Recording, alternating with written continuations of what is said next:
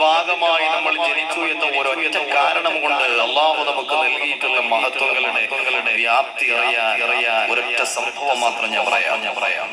മഹാനായ മുഖറബുൽ അംലാഖ് ജിബ്രീൽ അലൈഹിസ്സലാത്തു വസ്സലാം അല്ലാഹു സുബ്ഹാനഹു വ തആല ജിബ്രീൽ അലൈഹിസ്സലാമിനെ സൃഷ്ടിക്കുമ്പോൾ അതിശക്തമായ പ്രകാശത്തിന്റെ 600 ചിറകുകളാണ് ജിബ്രീൽ അലൈഹിസ്സലാമിന് നൽകപ്പെട്ടിട്ടുള്ളത്.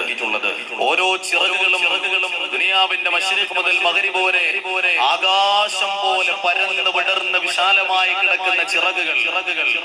അത്രയും തേജസ്സും ഓജസ്സും ശക്തിയും ബലവുമുള്ള ഒരു പടപ്പിനെ അല്ലാഹു വേറെ പഠിച്ചിട്ടില്ല.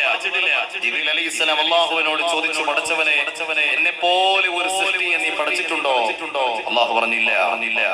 ആ വലിയ അനുഗ്രഹത്തിന് നന്ദി എന്നോണം ജിബ്രീൽ അലൈഹിസ്സലാത്തു വസ്സലാം അല്ലാഹുവിന്റെ മുമ്പിൽ 2 റക്അത്ത് നമസ്കരിക്കുകയാണ്. അതിലെ ഓരോ സുജൂദുകളുടെയും ദൈർഘ്യം 40,000 വർഷമാണ്. 40,000 വർഷം നീണ്ടു നിൽക്കുന്ന സുജൂദുകൾ. നമസ്കാരത്തിന്റെ ദൈർഘ്യം എത്ര ലക്ഷം വർഷമായിരിക്കുമെന്ന് നമ്മൾ ഊഹിച്ചു നോക്കുക. അത്രയും ഭക്തി നിർഭരമായ സമ്പൂർണമായ ദീർഘമായ ഒരു നിസ്കാരം അതുവരെ ആരും നമസ്കരിച്ചിട്ടില്ല. സലാം വീട്ടിയിട്ട് ജിബ്രീൽ അലൈഹിസ്സലാം ചോദിച്ചു, പടച്ചവനെ, ഇതുപോലത്തെ ഒരു നിസ്കാരം, ഇത്രയും സമ്പൂർണമായ ഭക്തി നിർഭരമായ സുദീർഘമായ ഒരു നിസ്കാരം നിനക്ക് വേണ്ടി ആരെങ്കിലും നിസ്കരിച്ചിട്ടുണ്ടോ? അല്ലാഹു പറഞ്ഞു, ഇല്ല.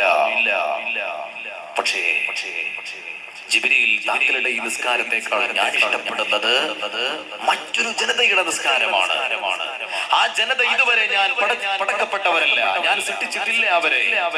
അന്ത്യനാളിൽ അവസാന കാലഘട്ടത്തിൽ കടന്നു വരുന്ന ഒരു ജനത, അവരുടെ നിസ്കാരം വളരെ ചുരുങ്ങിയ, വളരെ ചെറിയ നമസ്കാരമായിരിക്കും അവരുടേത്. ഇത്രയും ദീർഘമായിരിക്കുകയില്ല. 4 മിനിറ്റ് പോലും അവരുടെ നിസ്കാരത്തിന് ദൈർഘ്യമുണ്ടാവില്ല.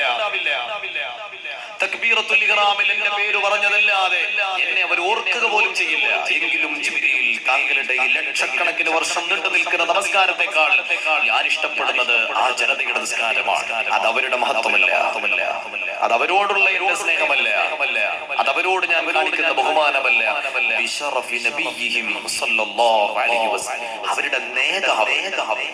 അവരുടെ നേതാവ് എനിക്ക് പ്രിയപ്പെട്ടയാളാണ്.